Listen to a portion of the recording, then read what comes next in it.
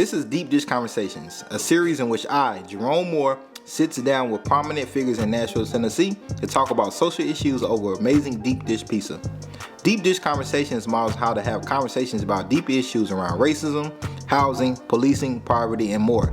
Plus, you will get an idea for where to get your next slice of pizza from. Thanks for tuning in, and I hope you enjoy Deep Dish Conversations. What's going on, everybody? Welcome to another episode of Deep Dish Conversations. And we got an infamous guest, Honorable Judge Sheila Calloway. The Honorable, that's a big H on that. That's a proper noun. I went to school. That's a proper noun. Welcome. Thank you for being here. Thank you so much for having me, Jerome. I'm super excited about this opportunity and love the pizza. See, she's super excited about the pizza. I'm super excited about the pizza. What about me? Have the conversation with Jerome as well. I love Jerome as well. I love that pizza though. It's wonderful. How is it? Absolutely wonderful. You got the what did you get I got the deep dish meat lovers. Okay. So it's got everything on it. Everything I could ever think. And I'm gonna be highly impressed if she finished this. I'm gonna finish it. I'm gonna be highly. I got the spinach margarita thin crust because I'm trying to be thin, so I can look good for y'all and for myself. But I'm trying to be thin someday, but not today. Today. Look, you look good how you look. Amen. Black is always beautiful, no matter shape, size, skin. It's always beautiful. Amen. It's always beautiful, and you look beautiful as always. Thank you. Even though I know you probably got one of the most stressful jobs in Nashville, you don't wear it on your face.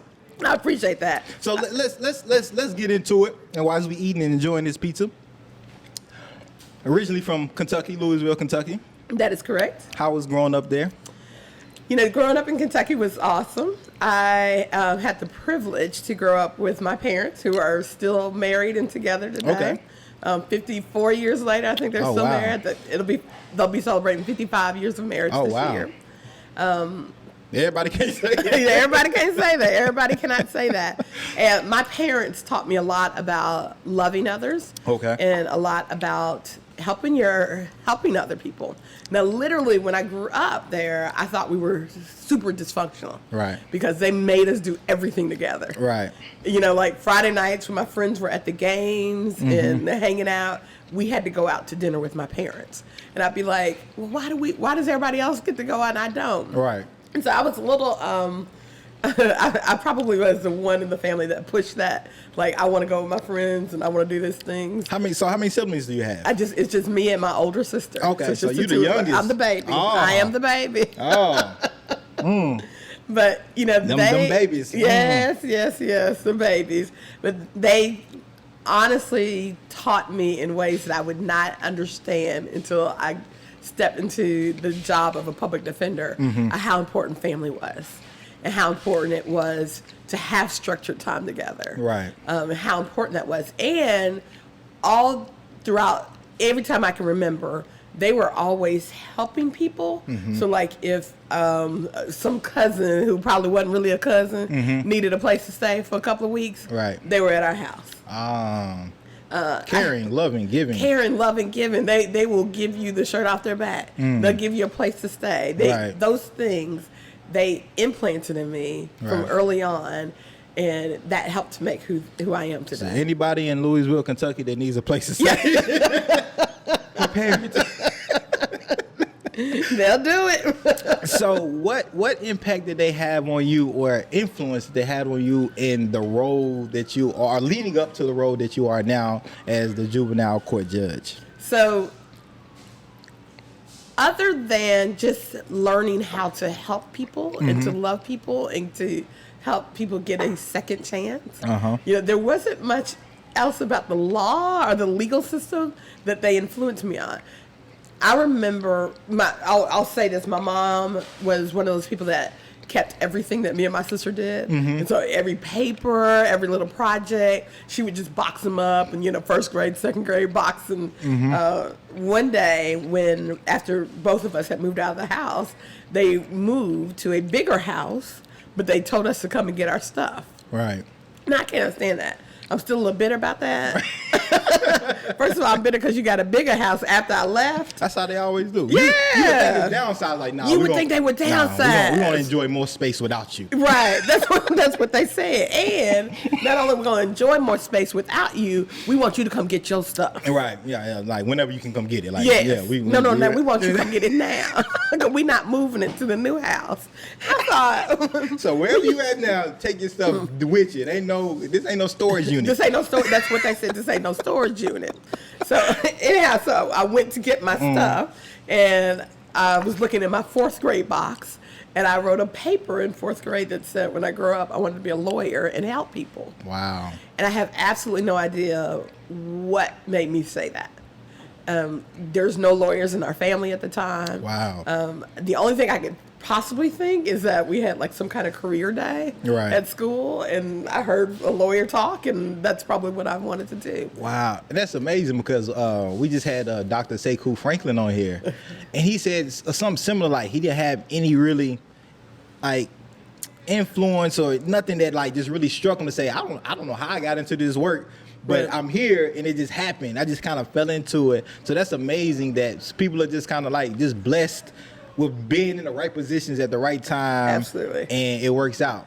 Absolutely. It's having those dreams. And I will tell you, the biggest thing that my parents did for me is that every step of the way, they kept reminding me. Right. They kept reminding me, you've got to do better on your grades, because you're going to law school. Right. If you're going to be a lawyer, you have to have good grades. Right. And, they encouraged me to do things like join the debate club in high school, because that would be something that helped me to become a lawyer. Right. And so, directly they didn't have anything to do with me going to law. Right. But absolutely by their influence and their support. Support and presence. Absolutely. And I think that support and presence plays a huge part in the development of a child. And we'll get into it a little bit, but I've realized that after like high school and college, kind of what was maybe like the separating factor of me going a certain direction compared to some of my like peers in school, same, social economic background and all those things. But what I realized one of the main factors is that like I had present parents. Even though my parents were divorced, they was very in my life and had a hand. Sometimes maybe it's a pinky, but they had something on me that can reel me back in. So that's I know that's really important in your work and your job, and it makes sense now why you're in the position that you're in. So let's go get into the deep stuff, y'all. We got the background. Shout out to the family. Thank you. I'm ready. So, and just a shout out to Vanderbilt. You're a graduate of Vanderbilt University. I am. I'm a little down today, but yeah, y'all just lost the national state championship in baseball. And Vanderbilt is notorious for winning those things. Absolutely. How do I know that? How do I? ESPN. We've been the national champions twice. Shout out to Vanderbilt. I think 2008 and 2019. Sponsor episode Vanderbilt. Come on through. Come on, Vandy, you got this. But is that what brought you to Nashville? Yes. Okay. I came here to go to school at Vanderbilt. Okay. I went both for my undergraduate degree, which was in communication, and then my law degree as well. So I stayed. I went to Vanderbilt 7 years in a row. You couldn't go back home, so and I couldn't go back home. They got a bigger house, and they said there wasn't no room for me. How you get a bigger house and you ain't got room for your child? But anyhow, parents be hard on kids. They be hard on kids. So Nashville is it city, as we, so some people like to call it. But in your position, I know you get to see a different perspective of Nashville on a daily basis that, your normal everyday people really don't get to see. And so can you break down to us like your role, your everyday role in your process of your job? Absolutely. I have the best job in Nashville. The absolute best job. All right. As a juvenile court judge, I have the best opportunity to influence so many families and children in our community, more so than anybody else. And that's why I absolutely love my job. I have a staff of about 125 people. Woo. I run a separate detention facility. I just got to plug this in. Okay. When she say staff, when she pulled up, she had somebody else come pick up her car. I don't know what staff role that is, but that's some boss level stuff right there. She said, yeah, I'm hard. Somebody come pick. I was like, okay, yeah, don't worry about it. Only because I couldn't afford to park it in Nashville. Yeah, you just got a whole employee that just picks up your car. Yeah, that's just a lot cheaper. It's a lot cheaper. That says a lot about the Nashville parking prices. Absolutely. All right, okay. I just had to plug that in because I just thought that was real boss. But so, best job in the world, 125 1,000 staff members, you said. Yeah, 1,000 staff employees. I have 125 employees, give and take a few here and there. We run a detention facility that I'm responsible for that has about 80 employees. Okay. They house, on average, about now 30 youth. Okay. 24/7 hour facility. Wow. And we have the opportunity and the ability to partner with so many different agencies around our community to make sure that all of our families and their children are doing well. When people break down the cases, I actually do hear cases. I sit on the bench every day. Okay. I usually hear cases from 9 o'clock in the morning till 4:30, 5 o'clock in the evening. It's a long day. With the lunch break. I got to have my lunch break. I always tell all the litigants that are in the courtroom, you want me to take a break for lunch. Right. Because if you don't, it's not happy. It's not pretty on the other side of no lunch. But so I do hear cases every day. The nature of the cases that we hear, I can break down in basically 3 categories.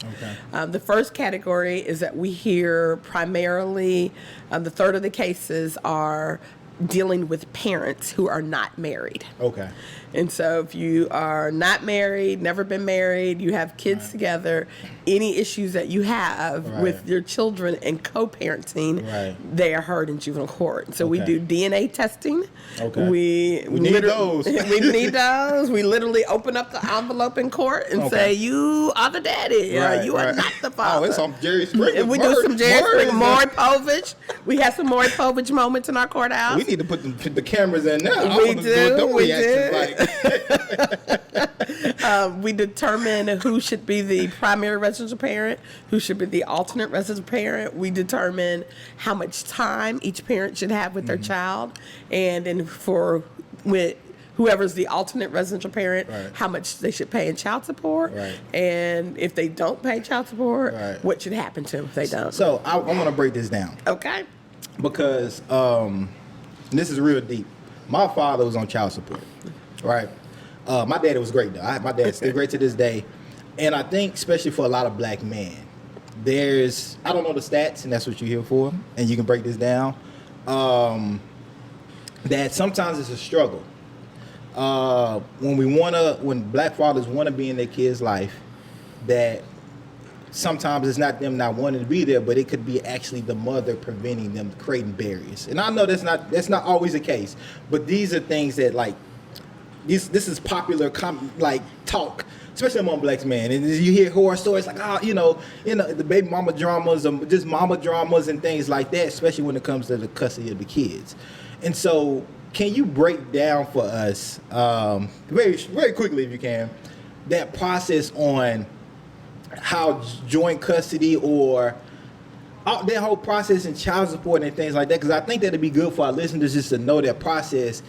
And I think to alleviate or debunk any stereotypes that, the mother always wins, or has that been historically the case, and are things starting to change for that because the system recognizes like we're kind of being kind of biased or even sexist, I would say, towards, one side than the other. Absolutely. And I love to talk about this because I definitely know that perception, and that perception was real. Oh, wow. It was real. Wow. That there were a lot of men who were stepping forward to be fathers and to be the best father they can, to spend time with their children. Right. And sometimes it's the mother. Sometimes it's just the system in general that prevents that from happening. Right. What I know based on based on the statistics and the studies that are across the nation, that children who grow up with parents who are active in their lives have least likelihood of entering into the criminal justice system.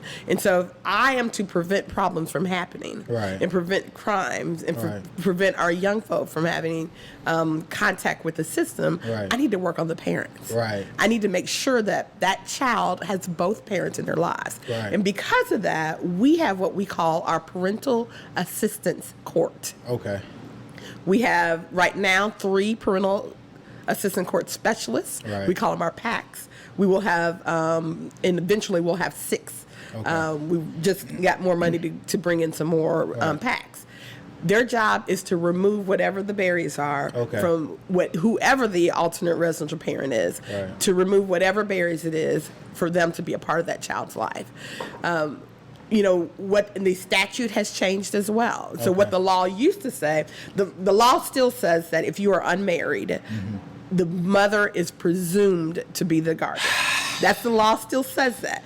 But however now, once the father steps up to say, I am the father, I want to be part of it, then we have to start with a basic understanding that both parents should have the maximum participation in their child's life as possible.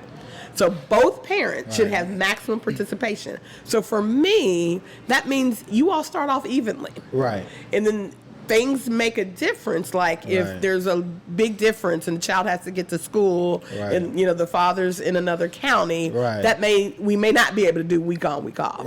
Or if, you know, there's other questionable things that happen, we may not be able to do it. But what the law says now is that you all start with each person having the maximum participation. And so it really depends on who the judge is, how they interpret maximum participation. But me and the magistrates at work for me all recognize that means equal time. Because, you know, I like to, when I have sometimes mothers on the case that come into the courtroom and they say, well, I only want him, he should only get to see him every other weekend. That's your opinion. Let's talk about that every other weekend. What does that mean? So if you are dating someone, and you really want to get to know this person and you really like them, and you're thinking, maybe we can do a little more. Maybe we could, if you're dating them and you tell the person that you're dating that you really want to spend time with them, but you can only spend time with them every other weekend, how does that make you feel? Not appreciated. Not appreciated. If I'm only seeing you every other weekend, by the time I get to see you, I'm relearning everything that I learned 2 weeks ago. And it takes time. And that's what, and just again, we getting deep into my personal story, but like that's as a kid growing up, I never understood that because that was a system my daddy was on, and I got a great daddy, and I just didn't understand like why am I limited to every other weekend in a Wednesday? You know, it's like as a child, it just didn't make sense, and you know, I've gotten past it as I got older, and then, you know, you get mature, your brain development, all that stuff, but I just never understood that about the system, and, you know, kind of held a grudge against the system because of that. I would, and that's why we strongly believe it should start with maximum participation, and that means week on, week off, 2 weeks on, 2 weeks off. But each parent should have the absolute maximum participation that they can. You know, we try our best to encourage parents to get along and talk to each other. If you got to go to work and your work hours are 9 to 5, and she got to go to work and her work hours are 6 to, you know, whatever. You gotta balance it out. Balance it out. Why don't you keep the child while she's at work and she keep the child while you're at work? Sometimes adults are not adults. And that's why we have to come see you. Absolutely. And so we work with parents on teaching them how important it is to co-parent. And I know this is hitting a lot of souls out there right now. Some of those souls are in this room. Some of the crew, they're taking notes right now. But really, I'm jotting some down now, just in case. But no, so if I'm a single mother, if I'm a mother or father, and and my partner's not allowing me to see my child for whatever reason, and I feel very fit to be a part of my child's life, and I want to, what is the process? What is from day one? Let's say, you know, my mother's child is preventing me to see my child, and it's been 2 months. but maybe I'm reluctant because maybe I don't have the money to go through the process, get an attorney, and it's a lot of time. And maybe I feel like maybe she or he will change their mind, and I get to see them, but I just think the system, because of those perceptions, like I'm not gonna get I don't want to get put on child support. I'm already broke. I just I shouldn't have to go through this. It's stressful. So what is that process for people who don't know, and so they do know? And maybe this is touching somebody and maybe encourage them to go ahead and be a part of that process so they can be a part of their child's life. Absolutely. We are making the process so much easier than what you have explained the way it used to be. And for me, we have labeled this year the year for the parent, where we are trying to do more to make people understand that it is okay to step up and try to be a parent. So you don't even necessarily have to have a lawyer to do this. You can go to the Juvenile Court website, and the forms are on there that you would have to fill out. Okay. If you don't think you have enough to pay for the filing of a petition, you can ask to be declared indigent, and we can waive some of the costs for the filing.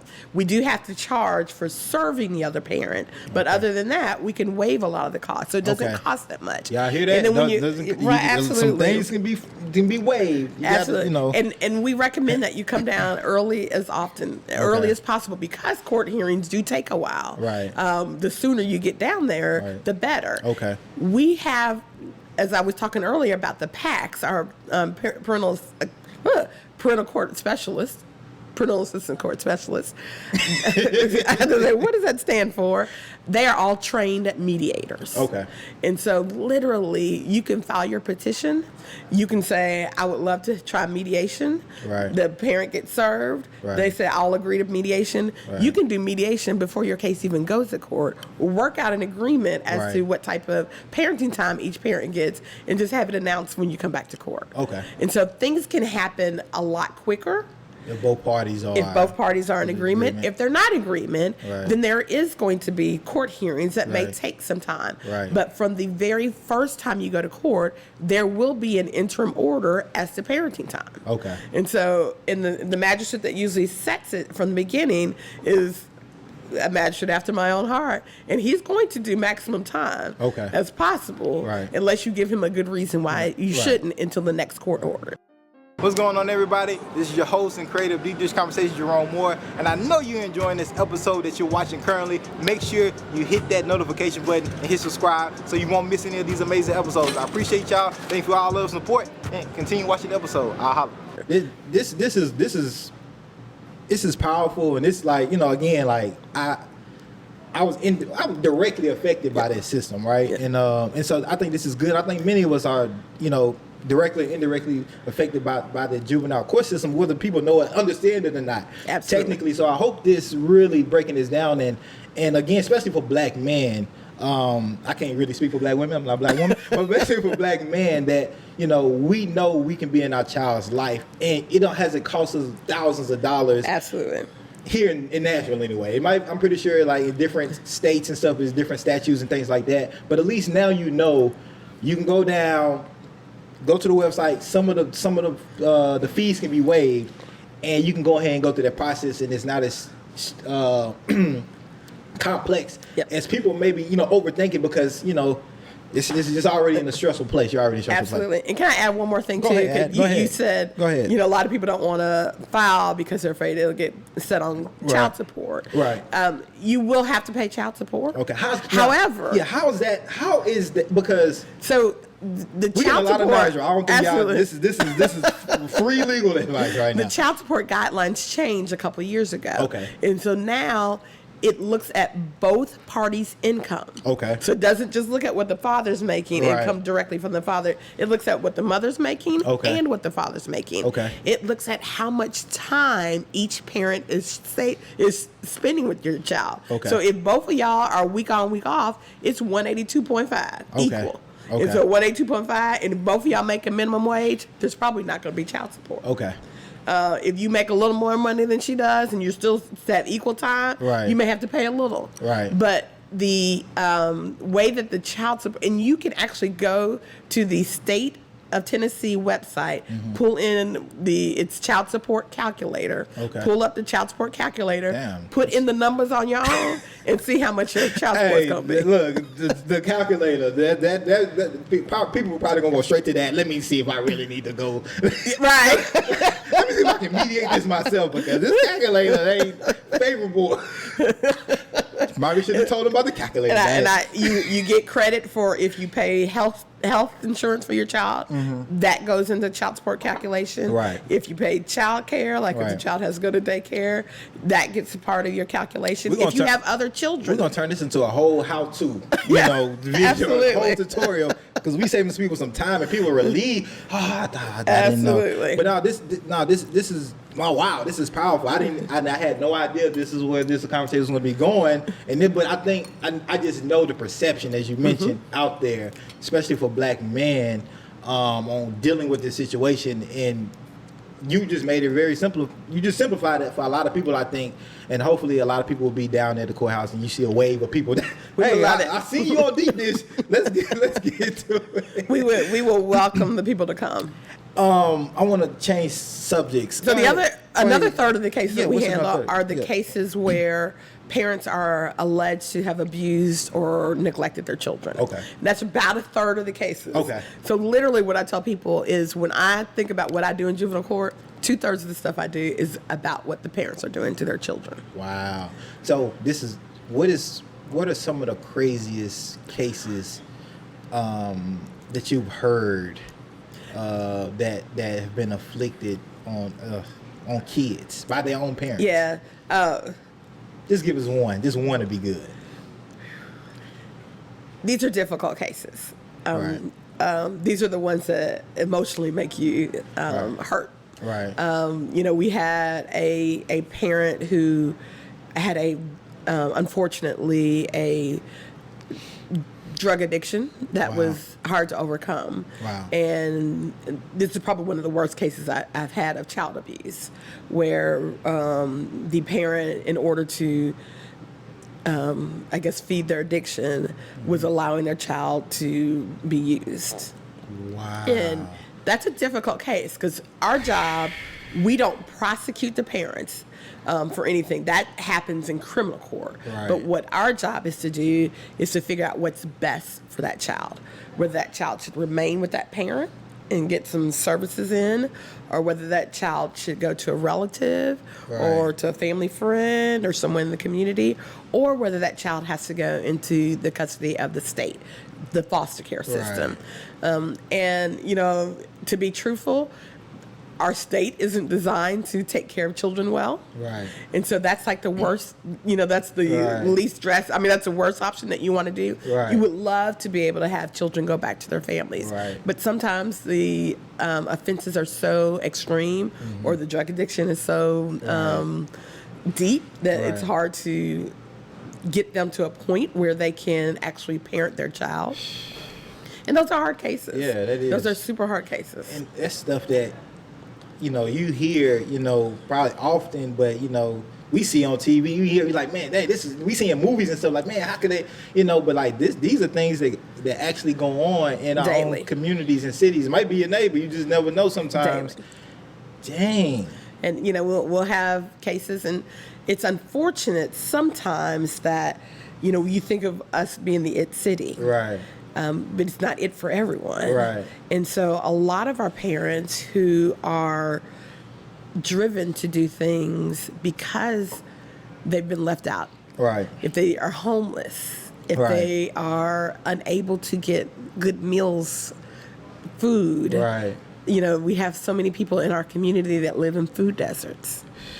And if you can't feed your child, what happens to that child? Right. That child ends up becoming neglected. Right. And a lot of times it's not because they wanted to neglect, but they were unable to get themselves in a position in our community where they can really be a good parent.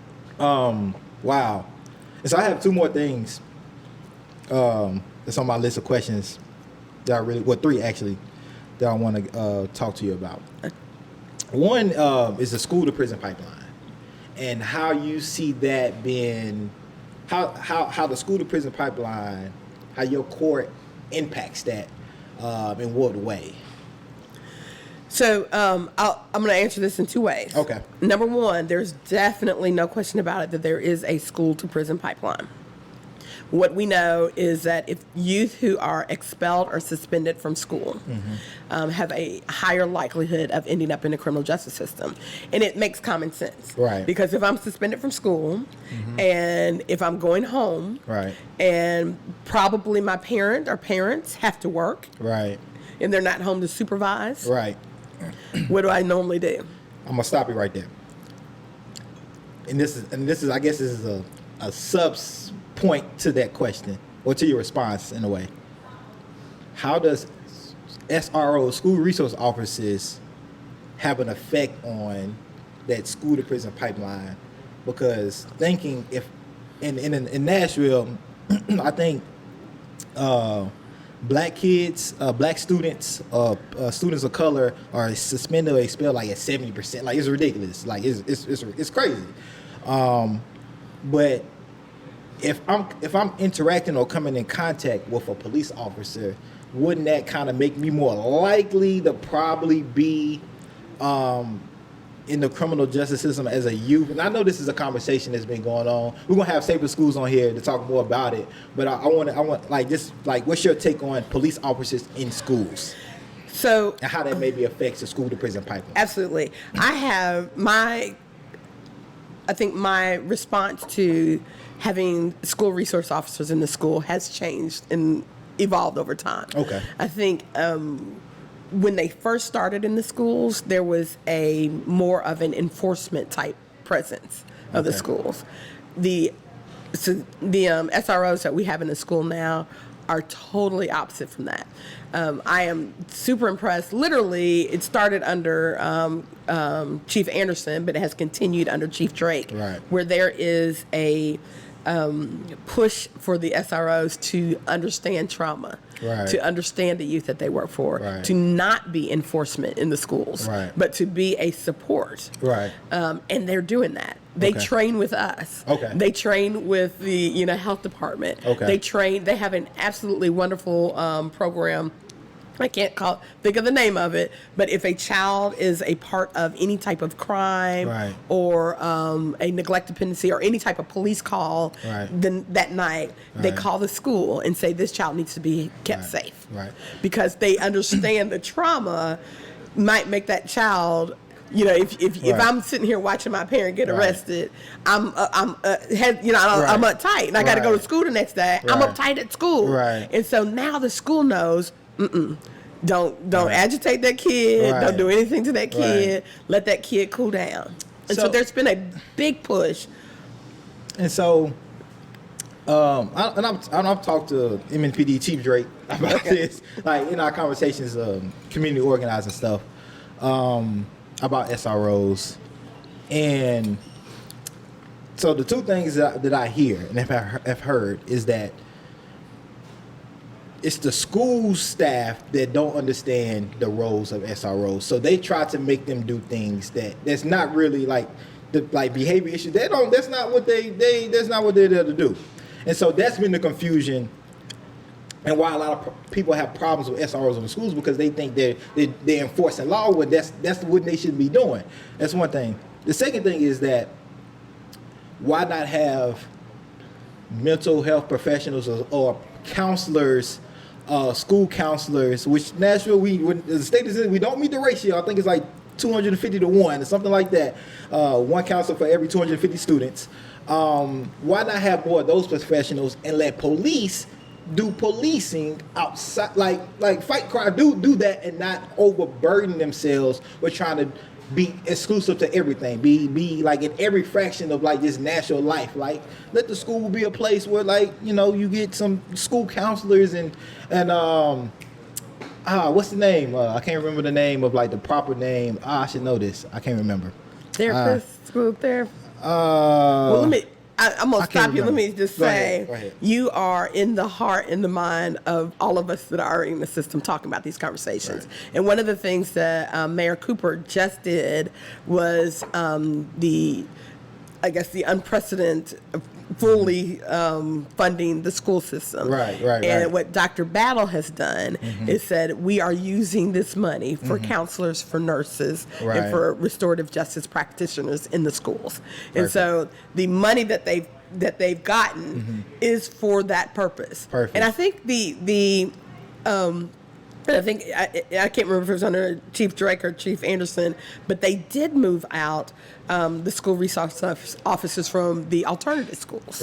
And because exactly what you were saying, the alternative schools were using those school resource officers to try and arrest kids and to try, and they were like, no, this is not healthy. This is not.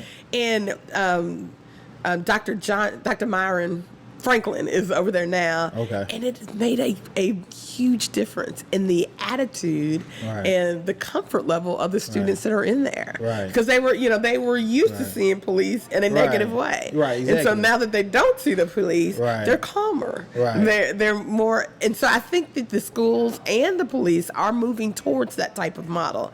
But I will say that the SRO units that we have now, they want to be in schools. They want to work with kids. They want to show kids the positive part.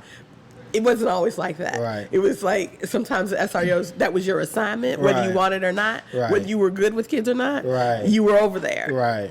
And that's not, that is not the system anymore. The system now is you want to do it, you want to understand kids, you want to work with kids, and that's why they and just to be transparent, I know Chief Drake, we've talked, and I know in the future, because he referenced that, he has colleagues like in Philadelphia, I believe, that have completely removed SROs and things are fine, and he's open to that. I know in the future to transitioning to if there's a better model. I know from what he told me, he's willing to take that on. It's at a not maybe at the pace that maybe community wants him to take it on at a time, but he's willing to take that on and transition that and have those conversations. And hopefully we can get Chief Drake on here. You will. I'm Dr. Battle too. Let's get them all on here. Dr. Battle be here too. How can we keep kids out of jail? Absolutely. There are so many ways we can keep kids out of jail. How can we keep them out of jail? There are so many things that we can do as a community to keep our youth out of jails. And I am happy to say that I started this job in 2014. And so we've been very intentional about keeping our records and seeing how many youth we have getting charged with things. Since we looked at 2013, how many youth were being arrested in our community. And the number is around 4,000. At the end of 2020, that number was down to 1,000. Wow. And so we literally have decreased the number of youth who are being arrested by 60-something%. Wow. And it's not just a testament to me, but it's a testament to us collaborating with the schools, with the police, with our community-based organizations, just with the whole community about arresting youth is not the answer. Arresting youth is not the answer. It is not the answer. It doesn't serve. It doesn't serve a purpose. And the more that you put a youth in the system, the longer they stay, and usually the worse they get. And so what we have learned, and I this is totally under Chief Drake, they are going to start doing diversions by themselves without any court. We're supporting them on how we do our diversions. They're going to be doing the same, and so. Instead of even thinking about arresting or even giving a citation, they're going to, you get in trouble, you get picked up for shoplifting, we're going to go ahead and send you to this little program. And you do this program, and we're good. Wow. We have diverted about 70% of the cases that get referred to the juvenile court system. And we're diverting them, which means we are not prosecuting. We're not doing a petition. We're not doing anything that goes on their record. And we're recommending them to work in programs within our community. We have our diversion partnership program. We call it our DP2. And so literally, if I have a child that is in East Nashville that gets a charge, some type of charge, and we do a risk assessment that's evidence-based, and we determine what their risk level is for them to reoffend. We determine what their needs are, and based on that risk assessment, we will say, we got this good program over in East Nashville, close to the house, doesn't require transportation, doesn't require costs or anything. We're going to refer them to that program. because we know that youth who are working through their problems in the community with support, with help, with mentors are going to keep them out of the system. And that's what we have to do. It's trying to make the community understand that locking people up doesn't solve problems. It doesn't get to the heart of why did that child do this offense. So let's figure out why they did that offense, and then we can determine what we need to do about it. Last question. You have a lot of power. You are a decision maker in the city of Nashville. How do you make sure that you're using your power in the best way possible that benefits the community, it benefits parents, it benefits kids? So, I believe that those who are in power have to use it to their good, and to the good of the whole community. For me, it's my spiritual base. And for me, it's knowing that each and every day that I'm doing things that God would be pleased with. And so that keeps me grounded.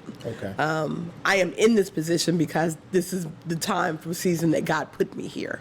It's nothing I did on my own, nothing that happened, just so happened. But God intentionally had me in this position for a reason. And I know each and every day I am here to make decisions that affect positively his community. And so that's why I strongly believe that every day, as long as I keep God first, that I'll be able to use the power that God has given me for the benefit of everybody. Well, there you have it. The Honorable Judge Calloway. We're actually getting applause up in this thing. But no, I appreciate it, Judge Calloway. I appreciate who you are as a person. Appreciate how you use your power in the community for Nashville. And I would encourage anybody to reach out to Judge Calloway. She does a lot of speaking engagement, a lot of programs, a lot. But, whether it's a parent, whether it's, a youth, whether it's a church, whether it's an organization, I know she would make herself available to best serve Nashville. And again, this is all about giving people their flowers too as well. So I want to give you your invisible flowers in pizza form, just for everything that you do and what you represent for Nashville. And I'm pretty sure there's a young black girl that's looking, and this black girl magic and everything, and hopefully she feels inspired to one day be a judge and one day be in a position like yours to create change in their community. So I appreciate you. I thank you. And y'all keep watching Deep Dish Conversations, because it's going to keep deeper. Deep. And she did not finish her pizza because she was doing she was giving that dropping them gems, and I knew she wouldn't finish it. She would have to take it home. And maybe I'm going to finish it in about an hour. Now the family going to finish it for you. But now, thank you. And I hope y'all got these gems. We're going to put out a whole tutorial, education tutorial, $5. $5.99 to get how to. A $5.99 how to. But now, thank you. Yeah, and that's a wrap. Thank y'all. Thank you. Thank you for having me. Nah, this is really good.